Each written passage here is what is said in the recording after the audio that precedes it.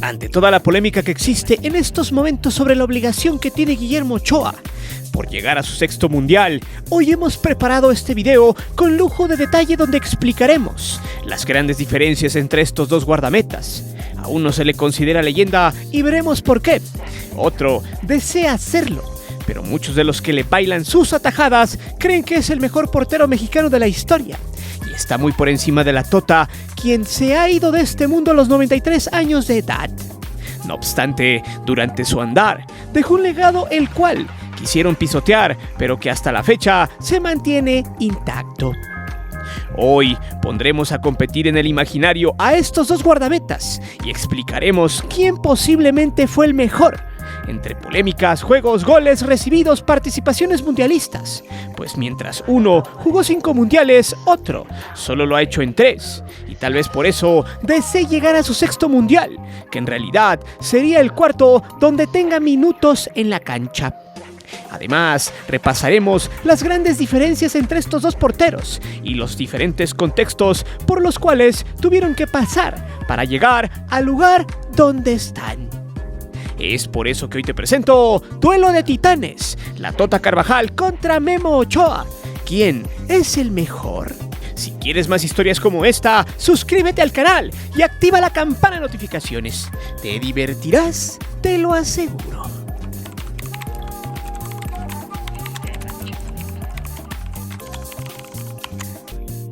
Primero que nada, hay que señalar que nunca es bueno hacer comparaciones entre jugadores que vivieron diferentes épocas, debido a que el fútbol en nuestros ayeres se jugaba de manera diferente. La ciencia y la tecnología no estaban tan avanzadas como para jugarse a nivel que hoy se tiene en la actualidad. Incluso el futbolista del ayer fue física, mental y técnicamente diferente al de hoy.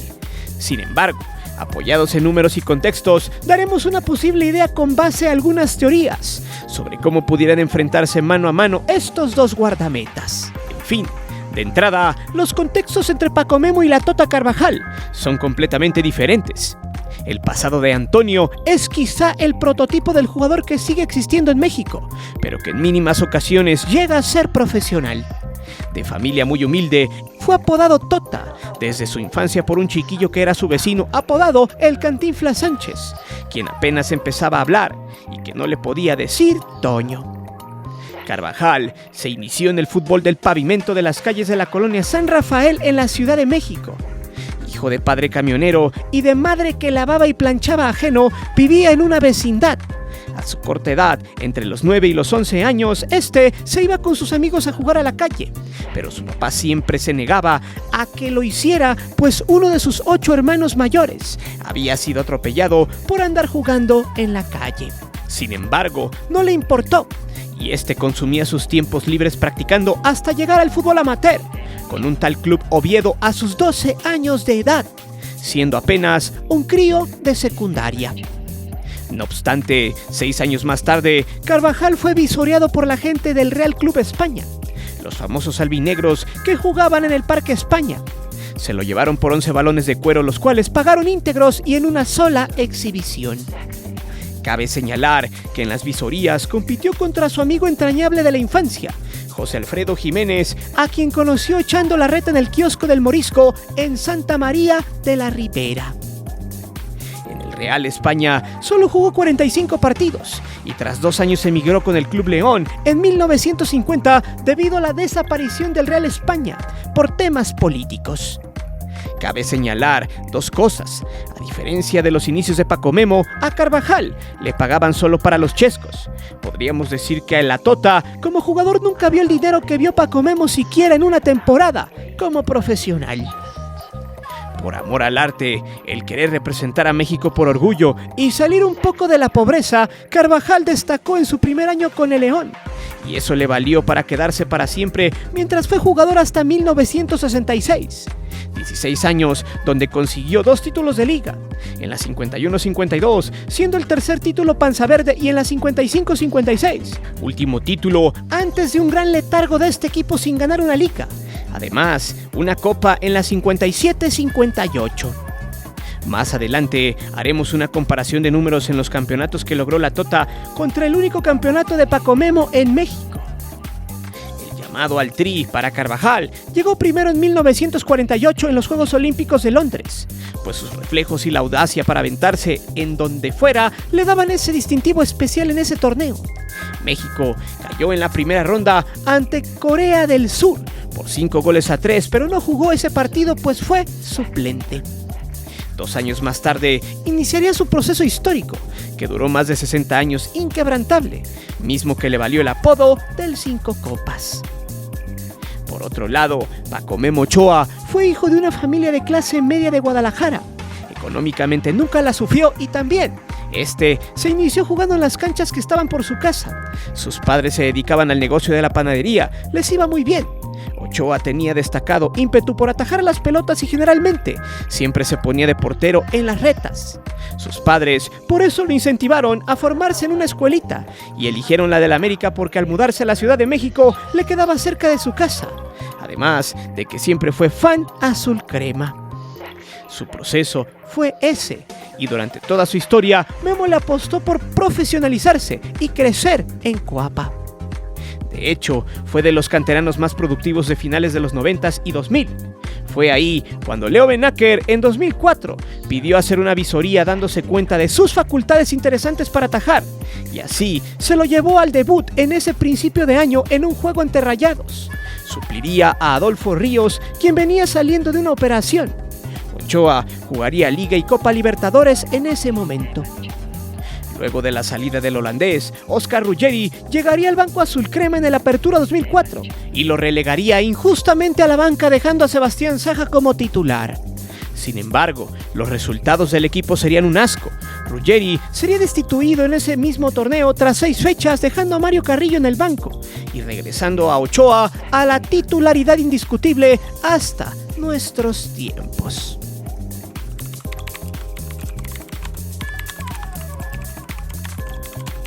Ahora, vayamos a los números. Partamos desde las capacidades técnicas y físicas con base solo a goles recibidos en Liga y en Mundiales. No podemos comparar partidos totales porque Ochoa, por ende, jugó más que la Tota. Los números serían desproporcionados e injustos para ambos. Hay que destacar las cualidades de la Tota Carvajal, quien era alto, pero tenía muy buenos reflejos y muy buen lance. Hay que recordar que este portero no le gustaba no mancharse. Siempre se tiraba donde fuera y siempre iba tras la pelota.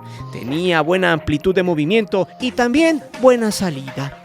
Del otro lado, Paco Memo Ochoa siempre ha tenido buenos reflejos. Ha sido uno de sus engranes fundamentales para ser muy querido por la afición mexicana. El problema de Ochoa es que siempre ha tenido problemas aéreos. En fin, la Tota Carvajal medía 1.85 metros de altura y su primer torneo, el del debut en el profesional con el Real Club España en la temporada 48-49, la cual se denominaba Liga Mayor, donde había 15 participantes y el campeón se decidía con el que hiciera más puntos en 28 partidos, o sea, 14 de ida y 14 de vuelta. Tras 28 fechas, el equipo de la Tota recibiría 56 goles, 2 goles por partido, siendo noveno general, y en su segundo año tras 26 partidos, el Real España terminaría en cuarto sitio con 48 goles recibidos, sumando 1.83 goles por partido. Cabe mencionar que Carvajal solo jugó 45 partidos con este equipo, y los 104 goles recibidos por el equipo corresponden a 54 juegos totales.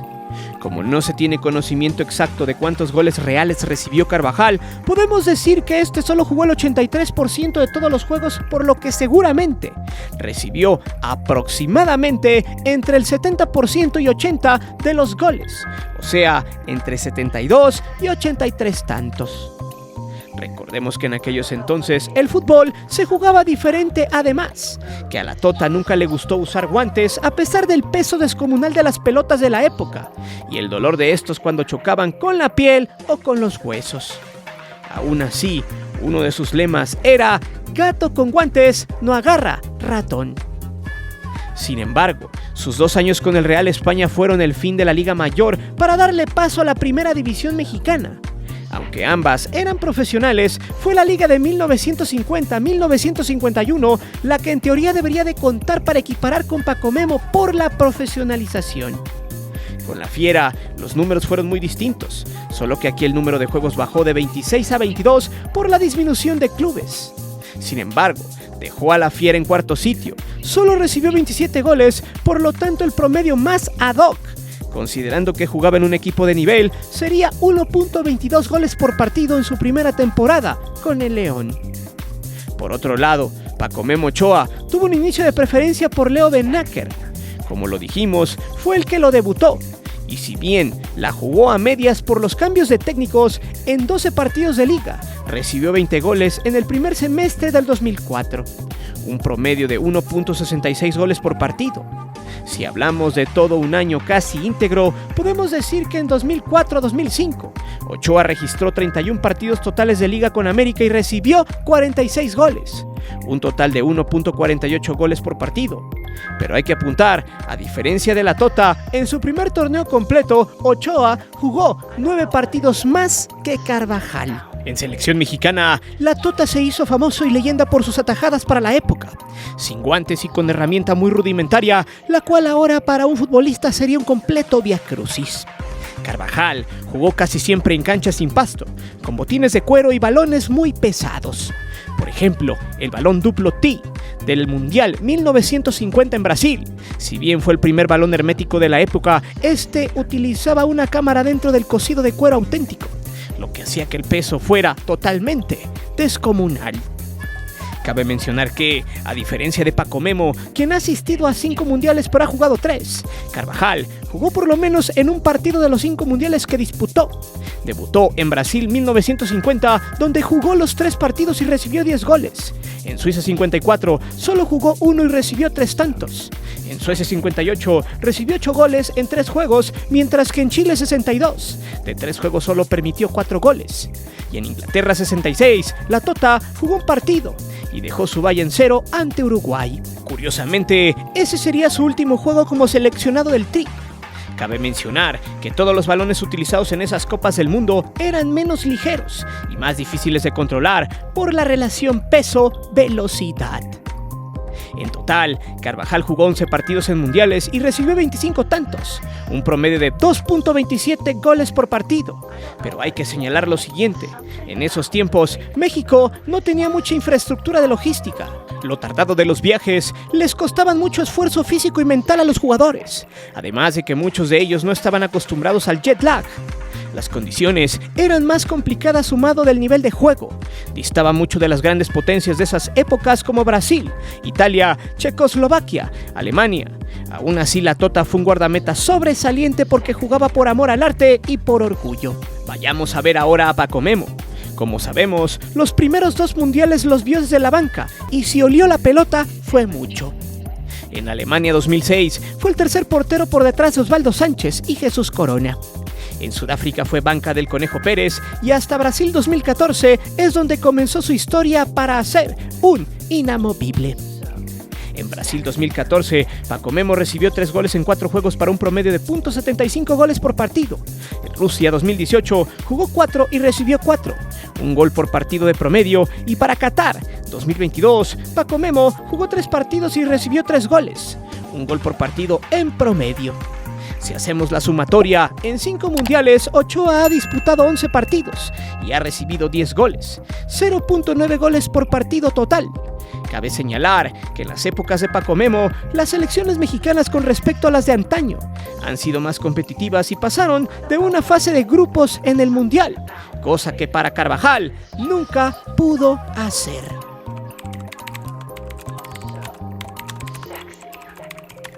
A pesar de los números que hemos expuesto aquí, en el lado de las polémicas, ambos tienen sus historias. Si hablamos de la Tota, hay un sinnúmero de ellas. De hecho, en su último juego de selección, este tuvo que suplir a Nacho Calderón en el marco. Le dejó sus guantes para que atajara, pero como a Carvajal no le gustaba utilizar eso, a la fuerza se los tuvo que poner. Y en ese partido de Inglaterra 66, según el portero, los guantes fallaron y por ende tuvo un error grosero que por suerte no terminó en anotación. Al final del partido llegó con Calderón y le dijo: "Toma tus chingaderas, no sirven para nada". Otra de las anécdotas que fueron un escándalo en los años de la canica de Carvajal fue cuando se le escaparon él y otros compas del Tri a Nacho Treyes, quien fuera técnico por allá de los 60s. En ese entonces, el Salón México era uno de los más famosos de la época y donde se bailaba buena rumba. En esa ocasión, los seleccionados tuvieron un día libre y le pidieron permiso a Don Nacho para ir al cine. Sin embargo, estos mintieron y se fueron al Guateque al Salón México. Pero lo que no sabían es que Treyes tenía buen ojo para las mentiras y los siguió a todos hasta el fiestón. Cuando los jugadores estaban a punto de entrar en calor, alguien vio hacia atrás que venía una persona ajena al grupo. Era Nacho quien les gritó: ¡qué bonito entrenamiento! El grito se escuchó frente a los presentes, quienes voltearon a ver a la camarilla de jugadores que bajaron la mirada y se regresaron con su entrenador a la concentración de la selección con la cola entre las patas. Otra anécdota fue la de José Alfredo Jiménez en León, Guanajuato.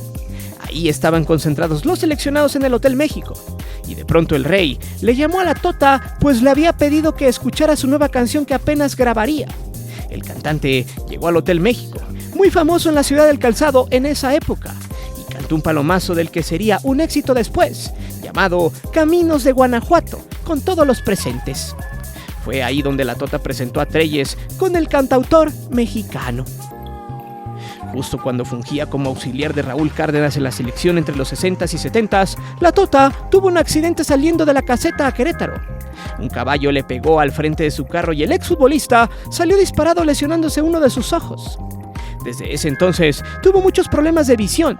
Por eso cuando el León ascendió en 2012, los partidos de la Fiera solo los escuchaba pues no podía verlos bien, porque según él veía puros monitos en el televisor. En la temporada 1987-1988, el Atlético Morelia, dirigido por Antonio Carvajal, disputaba la semifinal del campeonato ante el América. La ida terminó empatada a 2 y la vuelta en el Azteca a 3. 2-2 en el tiempo reglamentario y en los tiempos extras terminaron empatados a 3. Sin embargo, la regla 14 de la competencia decía que en caso de terminar empatados en goles de visitante en ambos juegos, se tenía que jugar tiempos extras. Y si ahí también había empate, el gol de visita no contaría, por lo que habría penales. En ese juego Carvajal se hizo el desentendido, sacó el colmillo y se llevó a su equipo al vestidor. Los jugadores michoacanos ya se habían duchado, pero el árbitro Miguel Ángel Salas, al ver el error, tuvo que regresarlos a la cancha para tirar los penales. Tanda que perderían 3-1 gracias al meta Adrián Chávez. Este hecho es considerado por muchos uno de tantos robos del América en la Liga MX, por el cambio de reglamento semanas atrás. A diferencia de la Tota, donde sus historias hasta son de risa, sobre Paco Memo hay distintas anécdotas, y muchas van hacia el verdadero escándalo y la marrullería. Con respecto a las polémicas con mujeres, la más recordada es la de 2019 con el Chicharito, Miguel Ayun y Héctor Moreno en el proceso de selección del Tata Martino.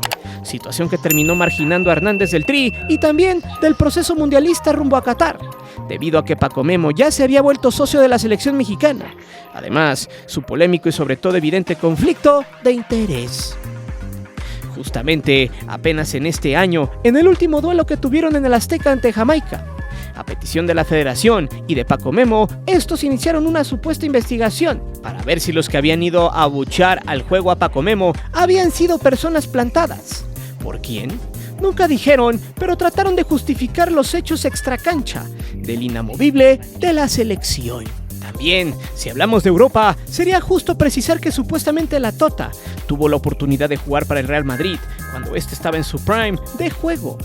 Supuestamente había recibido una carta del mismísimo Santiago Bernabéu para que fuera jugador merengue, mismo que Carvajal rechazó debido a que creía que la Liga MX le había dado todo por lo que debía darlo todo en México, además del amor que le tenía a León.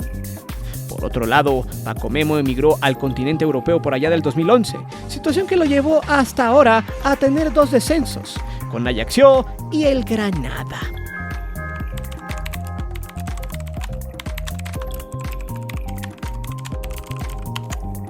Y bien, realmente en sí, no debería de haber un ganador como tal, puesto, repito, los dos metas mexicanos vivieron épocas y sobre todo momentos diferentes en el fútbol, así como en el aspecto social.